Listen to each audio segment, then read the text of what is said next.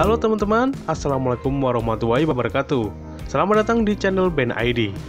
Video ini adalah lanjutan dari video review engine guard sebelumnya. Untuk kali ini aku akan kasih tahu cara pasang engine guard atau pelindung mesin bagian bawah Yamaha NMAX.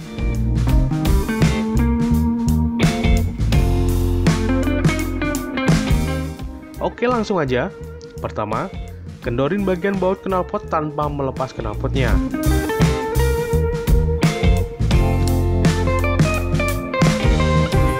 Yang kedua, lepas bagian baut mesin bawah seperti yang ada di dalam video ini.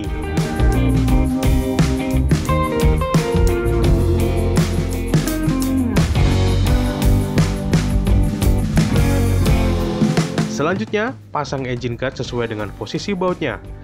Posisikan bagian yang berlubang bulat tepat di bawah baut pembuang oli bawah.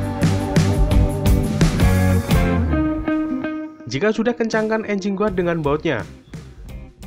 Nah, sangat simpel kan? Silahkan subscribe, like, komen, dan share. Terima kasih sudah menonton video ini, semoga bermanfaat. Assalamualaikum warahmatullahi wabarakatuh.